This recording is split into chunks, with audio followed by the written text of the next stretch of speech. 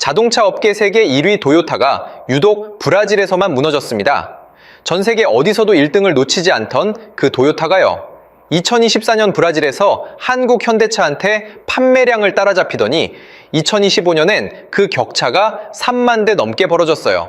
근데요, 더 황당한 건 브라질이 원래 한국차한텐 문이 꽉 닫힌 시장이었다는 겁니다. 차 10대 중 8대가 에탄올로 달리고 수입 관세는 35%, 폭스바겐이 반세기를 쥐고 있던 땅. 한국차가 들어갈 틈은 아예 없었거든요. 그런데 현대차는 그 틈도 없던 곳에서 설계 한계를 넘겨 102%로 돌아가는 공장을 세웠습니다. 도대체 한국차는 도요타도 못 누른 이 시장을 어떻게 뚫은 걸까요? 그리고 진짜 반전은 마지막에 있어요. 현대가 만든 이 성공 공식을 지금 중국이 토시 하나 안 틀리고 그대로 베끼기 시작했거든요. 그 답을 찾으려면 먼저 지금 현대차가 브라질에서 어디쯤 서 있는지부터 봐야 합니다. 아시아 자동차 브랜드를 통틀어서 현대차가 판매 1위입니다. 브라질 전체 자동차 시장으로 넓혀봐도 당당히 4위예요. HB20이라고 현대차가 브라질에서 만드는 소형차가 하나 있는데요. 이 차는 거기서 그냥 국민차로 통합니다. 우리로 치면 길에서 제일 흔하게 마주치는 그런 국민 보급차인 거예요. 브라질 사람들한테는 너무 익숙해서 이게 한국차라는 걸 모르는 사람도 수두룩할 정도입니다. 그리고 이 차들을 찍어내는 피라시카바 공장은 지금 가동률이 102%를 넘겼습니다. 공장을 처음 설계할 때 정해둔 생산 한계보다 더 많은 차를 뽑아내고 있다는 뜻이거든요. 한마디로 지금 현대차 브라질 공장은 만들 수 있는 최대치를 넘겨서 돌아가고 있는 겁니다. 1분 1초도 안 쉬고 돌리는데도 밀려드는 주문을 다 못 받는 상황인 거죠. 자, 지금은 이렇게 당당하잖아요. 근데 이 그림이요. 불과 10몇 년 전만 해도 그 누구도 상상조차 못하던 장면이었습니다. 오히려 그 시절엔 한국차가 브라질에서 자리를 잡는다는 말 자체가 농담처럼 들렸거든요. 이야기는 2007년에서 시작됩니다. 이 해에 현대차가 브라질 땅에 처음으로 발을 들였거든요. 근데 우리가 떠올리는 그런 당당한 진출이 전혀 아니었어요. 정말 조심스럽기 그지없는 첫걸음이었습니다. 현지에 있던 카오아라는 그룹하고 손을 잡고요. 한국에서 부품을 보내면 현지에서 조립만 하는 딱 그 정도 수준이었어요. 완성차를 직접 만드는 게 아니라 일종의 반조립 형태로 발만 살짝 걸쳐본 거죠. 그것도 1년에 겨우 5만 대. 지금 한 해 20만 대를 넘게 찍어내는 그 공장이랑 비교하면 정말 소박하기 짝이 없는 출발이었던 겁니다. 사실 브라질이라는 나라 자체가 한국 입장에선 너무 먼 땅이었습니다. 지도를 펴놓고 보면 거의 지구 정반대편이거든요. 비행기로 직항을 타도 꼬박 24시간이 걸려요. 말도 영어가 아니라 포르투갈어를 쓰고요. 무엇보다 시장이 돌아가는 규칙 자체가 우리가 알던 것과는 완전히 딴판이었습니다. 한국에서 잘 팔리던 공식이 거기선 하나도 안 통했던 거예요. 그리고 이 낯선 땅에는 한국차를 가로막는 거대한 벽이 3개나 버티고 있었어요. 첫 번째 벽은 관세였습니다. 브라질은 밖에서 들여오는 수입차의 35%짜리 관세를 매겼거든요. 외국에서 만들어 배에 실어오는 순간 차값이 확 뛰어버리는 구조였던 거예요. 아무리 좋은 차를 싸게 만들어도 국경을 넘는 순간 가격 경쟁력이 통째로 날아가 버립니다. 두 번째 벽은 연료였습니다. 브라질은 차 10대 중에 8대가 휘발유가 아니라 에탄올로 달리는 나라거든요. 사탕수수로 만든 술, 그러니까 알코올을 연료로 쓰는 겁니다. 우리가 쓰던 휘발유 엔진을 그냥 가져다 끼운다고 굴러가는 게 아니었어요. 연료가 다르면 타는 성질이 다르고 타는 성질이 다르면 엔진을 처음부터 새로 손봐야 했으니까요. 한국 도로에선 한 번도 마주칠 일이 없던 완전히 미지의 영역이었던 거죠. 그리고 세 번째 벽, 이게 제일 높고 단단했는데요. 바로 반세기를 이어온 기득권이었습니다. 폭스바겐이 1959년에 피아트가 1976년에 이미 브라질에 깊이 뿌리를 내렸거든요. 짧게 잡아도 50년, 길게는 그 이상을 이 나라 도로를 통째로 쥐고 있었던 거예요. 브라질 사람들한테 자동차란 말은 곧 폭스바겐이고 피아트였습니다. 태어나서 처음 탄 차도 아버지가 몰던 차도 동네에 굴러다니던 차도 전부 그 둘이었던 거죠. 다른 선택지를 떠올릴 이유가 아예 없었던 겁니다. 자, 이쯤에서 한번 현대차 입장이 돼서 상상해 보세요. 가격을 확 올려버리는 관세의 벽, 우리 엔진이 아예 안 통하는 연료의 벽, 50년 터줏대감들이 꽉 막아선 텃세의 벽, 이 세 개가 동시에 가로막은 시장에 이름도 생소한 한국차가 비집고 들어가겠다는 거였어요. 누가 봐도 답이 안 나오는 그림이었습니다. 잘해봐야 구석에서 깔짝거리다 평생 변두리 브랜드로 끝나겠구나. 당시엔 정말 이런 소리가 나와도 할 말이 없는 상황이었거든요. 실제로 본사 회의실에서도 브라질이라는 이름 석자는 한숨부터 나오게 만드는 시장이었습니다. 상식대로라면 여기서 현대차가 고를 수 있는 길은 둘 중 하나였습니다. 조용히 발을 빼고 물러나거나 아니면 딱 틈새만 노리는 변두리 장사꾼으로 남거나. 그런데요, 현대차는 그 둘 다 고르지 않았습니다. 모두가 안 된다고 고개를 젓던 바로 그 순간에 오히려 이 땅에 모든 걸 걸기로 한 거예요. 여의도 절반만 한 139만 제곱미터짜리 땅을 통째로 사들이겠다는 계획. 누가 봐도 무모해 보이는 그 결단이 도대체 어디서 시작된 건지 지금부터 하나씩 따라가 보겠습니다. 모두가 안 된다고 고개를 젓던 바로 그 순간 현대차가 꺼내든 카드는 정말 뜻밖이었습니다. 때는 2010년이었어요. 당시 현대차를 이끌던 정몽구 회장이 브라질의 완성차 공장을 통째로 짓겠다고 결단을 내립니다. 그것도 무려 7억 달러였어요. 우리 돈으로 환산하면 약 9,400억 원. 지금 들어도 입이 떡 벌어지는 큰 돈인데 그 시절 분위기에선 거의 도박에 가까운 결정이었습니다. 왜 그렇게까지 위험한 결정이었냐면요. 바로 3년 전인 2007년에 현대차는 이 시장에 아주 조심스럽게 발만 살짝 담갔던 회사였거든요. 한국에서 부품을 보내 현지에서 조립만 하는 딱 그 정도 수준이었어요. 그런 회사가 갑자기 검증된 것도 거의 없는 낯선 시장에 천문학적인 돈을 통째로 쏟아붓겠다고 나선 겁니다. 주변에서 무모하다고 말리는 사람도 적지 않았을 거예요. 그런데도 정몽구 회장은 그 카드를 끝까지 밀어붙입니다. 믿는 구석이 있었던 걸까요? 아니면 지금이 아니면 연경 기회가 없다는 절박함이었을까요? 분명한 건 남들이 위험하다며 발을 빼는 바로 그 자리에 오히려 깃발을 꽂았다는 겁니다. 이 결정이 왜 그렇게 중요한지 좀 쉽게 비유해서 풀어볼게요. 여러분이 머나먼 외국에 음식 장사를 하러 갔다고 한번 상상해보세요. 처음엔 한국에서 반쯤 조리된 밀키트를 붙여서 현지에선 그냥 드기만 해서 파는 거예요. 손은 덜 가고 편하긴 한데 한계가 아주 분명하죠. 재료를 들여올 때마다 비싼 관세가 붙고 그 나라 사람들 입맛에 딱 맞추기도 어렵고요. 배가 늦게 들어오는 날엔 아예 장사를 공치기도 합니다. 이런 식으로는 절대 그 동네의 진짜 주인이 될 수가 이제 없어요. 그러던 어느 날 큰 결심을 합니다. 어설프게 드기만 하지 말고 아예 현지의 주방까지 제대로 갖춘 식당을 통째로 차리기로 한 거예요. 재료도 그 나라에서 직접 사고 요리도 거기서 다 하고 메뉴도 그 나라 입맛에 맞게 처음부터 새로 짠다. 정몽구 회장이 내린 풀라인 공장 결단이 딱 이 식당 이야기였던 겁니다. 이게 왜 신의 한 수였냐면요. 브라질 안에서 직접 만들어서 팔면 그 살벌하던 35%짜리 관세 벽을 통째로 피해갈 수 있거든요. 밖에서 들여오는 수입차가 아니라 브라질에서 만든 어엿한 브라질차가 되는 거니까요. 앞에서 한국차를 가로막던 그 첫 번째 벽을 정면으로 들이받는 게 아니라 아예 시장 안으로 걸어 들어가서 허물어버린 셈인 겁니다. 가장 높아 보이던 벽 하나를 발상을 통째로 뒤집어서 슬쩍 무력화시킨 거예요. 싸우는 게 아니라 아예 그 안에 식구가 되어버린 거죠. 물론 그러려면 한국에서 차를 만들어 보내는 것보다 훨씬 더 큰 돈과 시간이 듭니다. 당장은 손해처럼 보여도 길게 보면 그게 유일한 정답이었던 거예요. 공장을 지을 땅으로는 상파울루 근처 피라시카바라는 곳을 골랐습니다. 부지 크기가 무려 139만 제곱미터, 여의도 절반만 한 어마어마한 규모였어요. 그런데 여기서 그냥 공장 건물 하나만 달랑 올린 게 아닙니다. 엔진을 만들고 부품을 대는 핵심 계열사들도 함께 짐을 싸서 브라질로 건너갔어요. 부품을 만드는 곳과 그 부품을 받아 조립하는 곳이 한자리에 쪼르르 모인 거예요. 이게 왜 그렇게 중요하냐면요. 부품을 일일이 멀리서 실어오지 않고 바로 옆에서 받았으면 시간도 돈도 확 아낄 수 있거든요. 한국에서 수십 년간 공들여 쌓아온 생산 생태계를 통째로 지구 반대편에 옮겨 심은 셈이었습니다.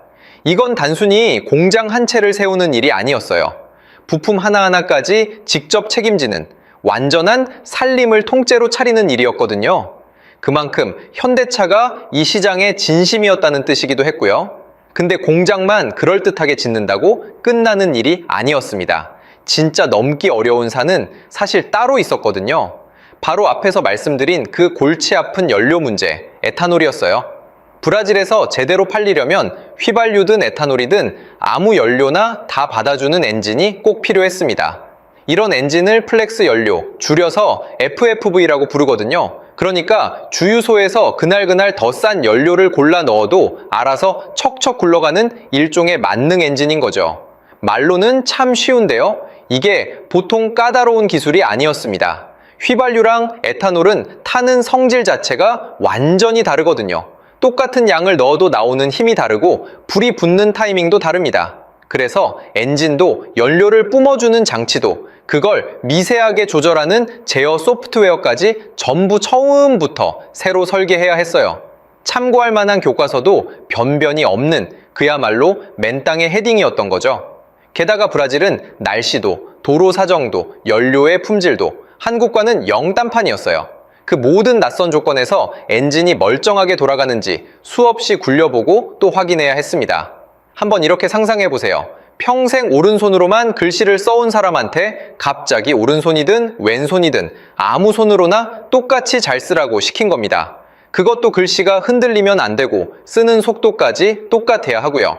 연료를 바꿔 넣을 때마다 엔진이 그걸 스스로 알아채고 힘 조절을 매번 새로 다시 해야 하는 거예요. 한국 도로에선 평생 마주칠 일이 없던 낯선 숙제를 바닥에서부터 하나하나 풀어나가야 했던 겁니다. 수없이 시험하고 실패하고 다시 뜯어 고치는 과정이 끝도 없이 반복됐겠죠. 그렇게 밤낮 없이 매달린 끝이에요. 현대차 엔지니어들은 이 미지의 만능 엔진을 결국 자기들 손으로 만들어냅니다. 누가 알려준 것도 아닌 오로지 스스로 풀어낸 답이었어요. 그렇게 땅을 다지고 엔진을 새로 짜고 계열사를 끌어모으는 시간이 묵묵히 흘러갔어요. 그리고 마침내 2012년 11월 드디어 피라시카바 공장의 중공식이 열립니다.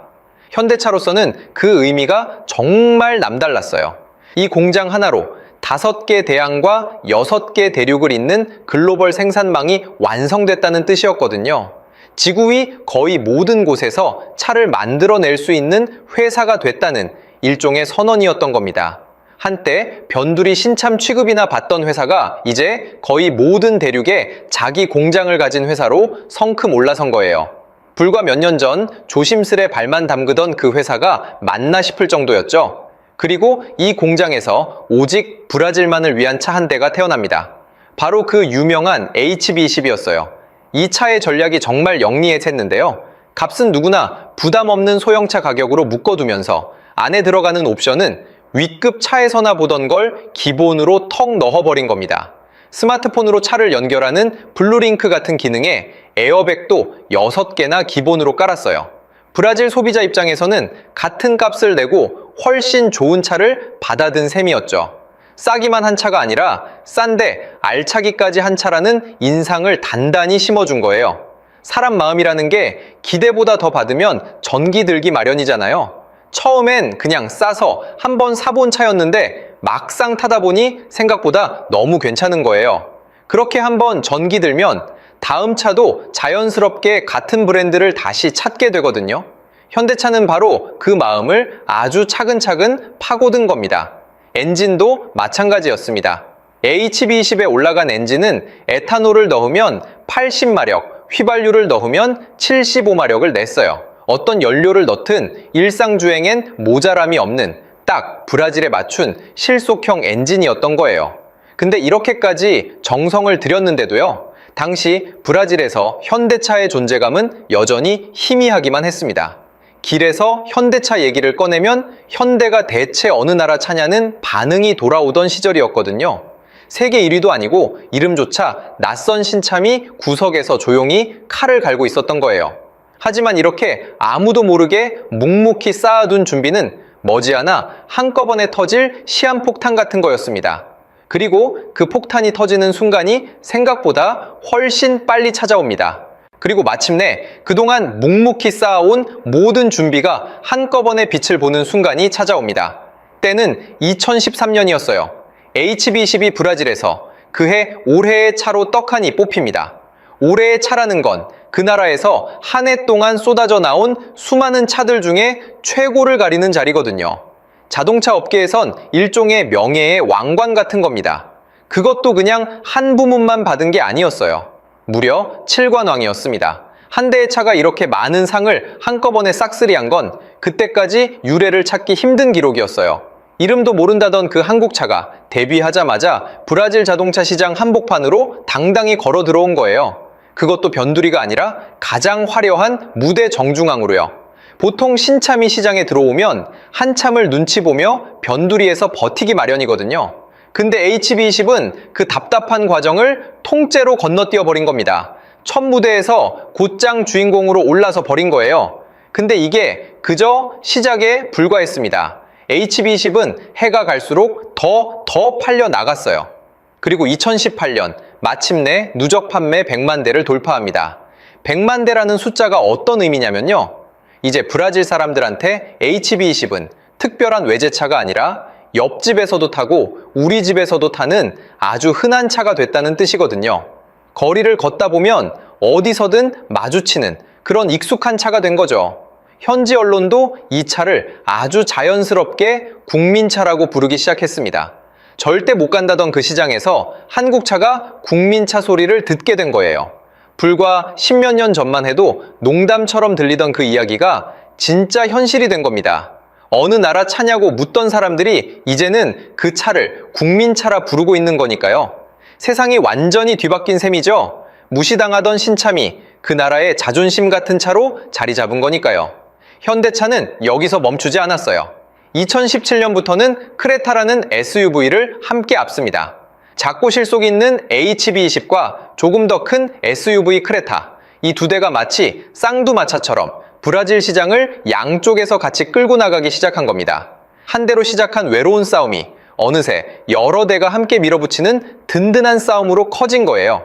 그리고 마침내 아무도 상상조차 못하던 일이 벌어집니다. 2024년 현대차가 브라질에서 도요타를 앞질러 버린 거예요. 전 세계 어디서도 좀처럼 1등을 놓치지 않던 바로 그 도요타를요. 그의 현대차는 20만 6,029대를 팔았고 도요타는 20만 3,793대에 그쳤습니다. 차이는 2,236대.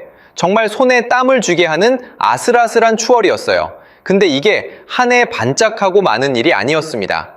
바로 이듬해인 2025년엔 그 격차가 무려 32,944대까지 쭉 벌어집니다. 한 번 앞선 게 아니라 시간이 갈수록 점점 더 멀찍이 달아나기 시작한 거예요. 한 번은 운이라고 칠 수도 있어요. 근데 두 해 연속 그것도 격차를 더 벌리면서 이겼다는 건 그냥 실력이라는 뜻입니다. 이건 우연이 아니라 차곡차곡 쌓아온 힘이 마침내 터진 거였어요. 이게 도대체 왜 그렇게까지 대단한 일이냐면요. 도요타는 그냥 좀 잘 나가는 회사가 아니라 자동차 업계에서 세계 1위를 지키는 절대 강자거든요. 그 도요타가 유독 브라질에서만 그것도 한참 후발주자였던 한국함 회사한테 자리를 내준 겁니다. 누구도 흔들지 못하던 세계 1위의 순위가 지구 반대편 한 나라에서 통째로 뒤집힌 거예요. 이건 그냥 한판 이긴 게 아니라 두고두고 회자될 상징적인 사건이었습니다. 그 뜨거운 결과가 바로 우리가 맨 처음 봤던 그 공장 풍경입니다. 피라시카바 공장의 가동률이 102%를 넘겨버린 거죠. 현대차가 전 세계에 가진 수많은 해외 공장들 중에서도 가장 빡세게 돌아가는 공장이 된 겁니다. 미국 엘라베마 공장이 100.6%, 튀르키예 이즈미트 공장이 98.5%인데 브라질이 이 둘을 다 가뿐히 제쳤거든요. 자동차 전문가인 대림대 김필수 교수는 생산 능력을 넘겨가면서까지 공장을 돌린다는 건 그만큼 차가 팔린다는 뜻이라고 짚습니다. 공장이 미처 못 따라갈 만큼 차가 불티나게 팔려나가고 있다는 얘기인 거예요. 풀가동을 해도 밀려드는 주문을 다 못 받을 정도라니 그야말로 행복한 비명이 따로 없는 거죠. 더 짓고 싶어도 당장 차가 너무 잘 팔려서 라인을 멈출 수가 없을 지경이었으니까요. 자, 여기서 한번 정리를 해볼게요. 현대차는 브라질에서 그냥 장사를 좀 잘한 게 아닙니다. 반세기를 꿈쩍도 안 하던 기득권의 판을 흔들고 세계 1위의 순위까지 갈아치운 거예요. 들어갈 틈조차 없다던 그 시장의 규칙을 아예 통째로 다시 써버린 겁니다. 불가능이라는 말 자체를 가능으로 바꿔놓은 거예요. 그래서 이쯤 되면 이런 생각이 자연스럽게 드실 거예요. 한 회사가 브라질이라는 나라 하나를 완전히 정복했구나? 근데요, 여러분, 여기서 끝이 아닙니다. 진짜 무서운 그림은 사실 지금부터거든요. 여러분, 여기서 끝이 아닙니다. 지금까지 우리가 본 이야기는 사실 훨씬 더 큰 그림의 첫 단추에 불과했거든요. 진짜 무서운 이야기는 지금부터가 시작이에요. 브라질이라는 나라가 현대차한테 어떤 의미인지 세계 지도를 한번 머릿속에 천천히 떠올려 보세요. 브라질은 남미 대륙에서 가장 크고 가장 사람이 많은 나라예요. 남미 땅의 절반 가까이를 혼자 차지하는 그야말로 거대한 나라거든요. 이 거대한 나라에서 최상위 자리를 굳혔다는 건 단순히 한 나라를 먹었다는 뜻이 아닙니다. 남미 대륙 전체로 들어가는 정문 열쇠를 손에 꽉 쥐었다는 뜻이거든요. 한 나라에서 1등을 하면 그 옆 나라 사람들도 자연스럽게 그 브랜드를 눈여겨보게 되거든요. 브라질에서 제일 잘 나가는 차라는 소문 자체가 옆 나라에선 가장 강력한 광고가 되는 셈이죠. 실제로 현대차는 이 브라질을 든든한 발판 삼아 옆 나라들로 차근차근 뻗어나가고 있어요. 아르헨티나, 칠레, 페루. 브라질에서 만든 차와 브라질에서 피땀 흘려 쌓은 노하우가 이 나라들로 자연스럽게 흘러 들어가는 겁니다. 한 나라만 바라보며 공략하던 회사가 어느새 대륙 전체를 한눈에 그리는 회사로 올라선 거예요. 싸움의 무대 자체가 한 나라에서 대륙으로 완전히 달라진 거죠. 브라질에서 통한 그 성공 공식을 이제 옆 나라에도 그대로 펼칠 수 있게 된 거고요. 생각해보면 이게 얼마나 무서운 일이냐면요. 보통은 한 나라에서 1등 하기도 벅찬데 현대차는 그 1등의 경험을 옆 나라로 복사하듯 옮겨가고 있는 거잖아요. 처음 한 나라를 뚫는 데는 10년 넘게 걸렸지만 그 노하우가 쌓인 지금은 속도가 완전히 다릅니다. 한 곳에서 이기는 방법을 알고 나면 그 다음부터는 훨씬 수월해지거든요. 브라질에서 10수년간 갈고 닦은 그 노하우가 이제는 대륙 전체를 공략하는 강력한 무기가 된 거예요. 이게 바로 한 나라의 1등이 한 대륙의 1등 후보로 올라서는 과정인 겁니다. 그리고 여기서 정말 흥미로운 장면이 하나 등장합니다. 바로 옆 나라 우루과이에서요. 현대차의 수소 트럭 엑시언트가 남미 최초로 수소 물류 현장에 투입된 겁니다. 수소 트럭이라는 건 매연 대신 깨끗한 물만 내뿜으면서 무거운 짐을 나르는 차예요. 아직 전 세계 어디에서도 흔치 않은 진짜 미래형 운송 수단인 거죠. 이건 그냥 값싼 승용차를 파는 수준을 한참 넘어선 이야기예요. 미래의 친환경 운송 기술까지 남미 땅에서 누구보다 먼저 굴려보고 있는 거거든요. 지금 당장 돈이 되는 차만 파는 게 아니라 다음 세대의 시장에까지 미리 깃발을 꽂고 있는 셈입니다. 남미는 이제 현대차한테 단순한 판매 시장이 아니라 미래 기술을 가장 먼저 실험해보는 거대한 무대가 된 거예요. 오늘의 매출과 먼 미래를 한 대륙에서 동시에 챙기고 있는 거죠. 당장 잘 팔리는 차로 돈을 벌면서 그 돈으로 다음 시대까지 미리 준비하는 거예요. 이런 회사를 단순히 차 잘 파는 회사라고만 부르긴 어렵겠죠. 근데 진짜 무서운 건 사실 또 따로 있어요. 이게 단순히 자동차 회사 하나가 저 멀리서 혼자 잘 나가는 이야기가 아니라는 겁니다. 한번 이렇게 차근차근 따라가 보세요. 지구 반대편 브라질 공장에서 자동차가 한 대 팔립니다. 그런데 그 한 대의 매출이 거기서 그냥 끝나버리는 게 아니에요.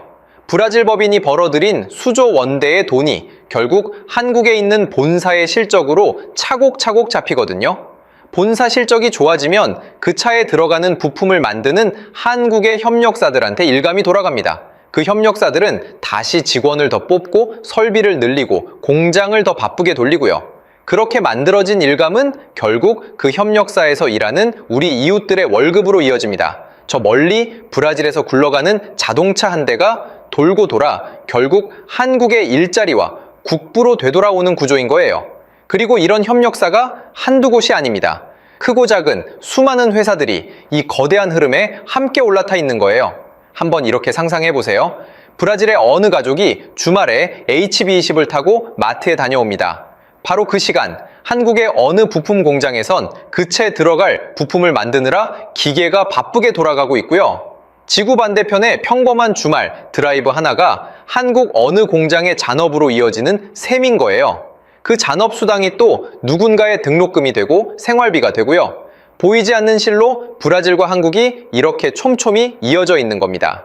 공장 하나를 멀리 떼어다 옮겨 심었을 뿐인데요. 그 뿌리가 지구를 한 바퀴 빙 돌아서 다시 한국으로 영양분을 보내오는 셈입니다. 브라질에서 HB20이 한 대 팔릴 때마다 그 온기가 아주 조금씩이라도 한국 어딘가의 공장과 식탁까지 가닿는다고 생각해 보면요. 이건 그냥 멀고 먼 나라의 성공담이 아니라 우리 삶과 직접 맞닿아 있는 이야기인 거예요. 나랑은 상관없는 남의 일이 절대 아니라는 거죠. 그러니까 정리하면 이렇습니다.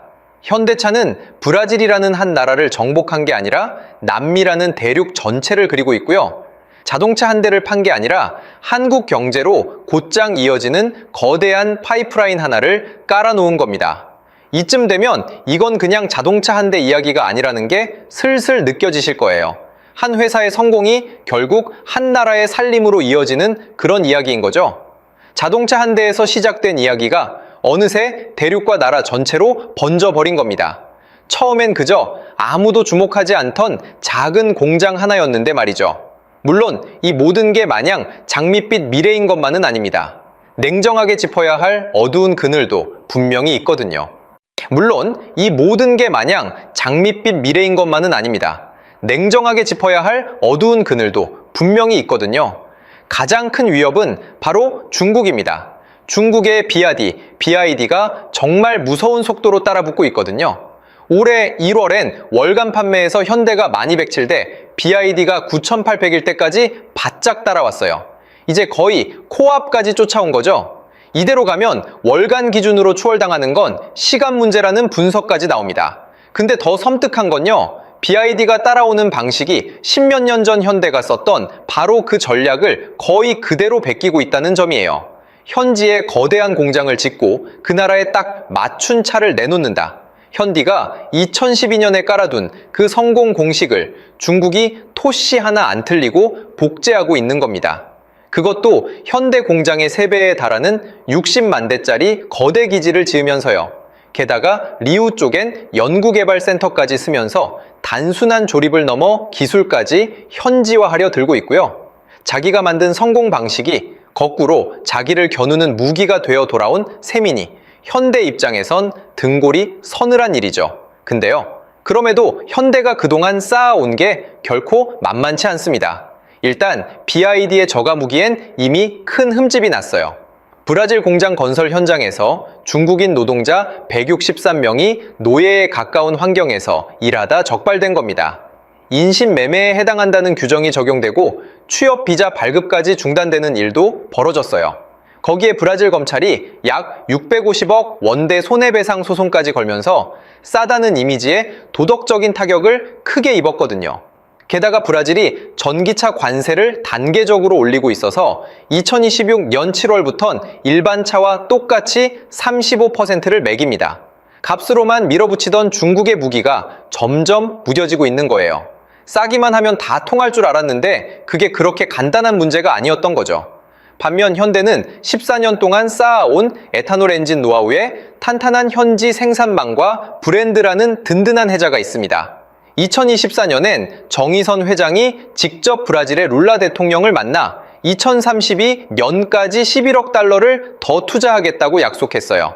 에탄올이 강세인 브라질 시장에 딱 맞춘 하이브리드 전략도 함께 밀어붙이고 있고요. 중국의 추격이 만만치 않은 건 분명한 사실입니다. 하지만 14년이라는 시간과 그동안 차곡차곡 쌓아온 신뢰는 돈으로 단숨에 살 수 있는 게 아니거든요. 그러니 결코 쉽게 따라잡힐 자리는 아니라는 겁니다. 그래도 한 가지는 분명합니다. 이제 우리가 맨 처음 시작했던 그 이야기로 다시 한번 돌아가 볼게요. 한국차가 들어갈 틈조차 없다던 시장, 관세와 연료와 반세기 기득권이라는 세 것의 벽 앞에서 다들 안 된다고 고개를 젓던 그 시절, 본사 회의실에서 브라질이라는 이름 석자만 나와도 한숨부터 푹 나오던 그때를요. 그때 그 막막한 자리에서 묵묵히 공장 부지를 재고 미지의 엔진을 그려 나가던 사람들이 있었습니다. 어쩌면 그들 중 누군가는 이게 정말 될까 싶어 밤잠을 설치기도 했을 거예요. 낯선 땅, 낯선 말, 낯선 연료 앞에서 막막했던 순간이 한두 번이 아니었을 테고요. 그 모든 막막함을 끝까지 버텨낸 사람들이 지금의 이 공장을 만든 겁니다. 만약 그 사람들이 지금 이 소식을 듣는다면 과연 어떤 기분일까요? 못 간다고 모두가 손살에 치던 그 땅에서 자기들이 세운 공장이 설계 한계를 넘겨 102%로 돌아가고 있다는 소식을요. 누구도 못 이긴다던 세계 1위 도요타를 제치고 그 나라의 국민차까지 만들어냈다는 소식을요. 아마 한참을 아무 말 없이 그 공장을 바라보고만 있었을 거예요. 어쩌면 눈시울이 조금 붉어졌을지도 모르죠. 불가능을 가능으로 바꿔놓은 건 결국 그 막막한 자리를 끝까지 지킨 사람들이었으니까요. 그리고 이 이야기는 사실 우리랑도 전혀 무관하지 않습니다. 지구 반대편에서 굴러가는 그 차 한 대가 돌고 돌아 한국 어딘가의 일감과 월급으로 이어지고 있으니까요. 매일 출근길에 무심코 스쳐 지나가던 그 현대차가 알고 보면 지구 반바퀴를 돌아 우리 곁에 일자리를 만들어 오고 있었던 셈인 거죠. 우리가 무심코 지나치는 그 차 한 대 한 대에 사실은 누군가의 십몇 년이 고스란히 담겨 있는 거예요. 그래서 이 이야기가 그냥 남의 회사 자랑으로만 들리지 않는 거고요. 현대차의 다음 목표는 2030년에 남미에서 한 해 44만 대를 파는 겁니다. 브라질을 든든한 발판 삼아 대륙 전체를 향한 다음 장을 이미 써 내려가기 시작한 거예요. 한 나라의 국민차를 만든 회사가 이제는 한 대륙의 국민차를 꿈꾸고 있는 셈이죠. 그 꿈이 과연 어디까지 갈지는 아직 아무도 모릅니다. 사실 현대차가 이런 치열한 전쟁을 치르고 있는 곳은 브라질만이 아닙니다. 또 다른 대륙에서 벌어지고 있는 더 뜨거운 승부 이야기는 다음 영상에서 이어서 풀어드릴게요. 한국차는 절대 못 간다던 바로 그 자리에서 지금 이 순간에도 102%로 쉬지 않고 돌아가는 공장 한 곳. 오늘 출근길이나 퇴근길에 현대차 한 대가 스쳐 지나간다면 오늘 이 이야기를 한번 가만히 떠올려 보세요. 아마 그 차가 어제와는 조금 다르게 보이실 겁니다. 절대 안 된다던 일을 끝내 해내고야 마는 그 뚝심이 어쩌면 우리 안에도 똑같이 흐르고 있는 거니까요. 여러분은 한국 기업의 이런 뚝심 있는 도전 과연 어떻게 보셨나요? 댓글로 여러분의 생각을 자유롭게 들려주세요.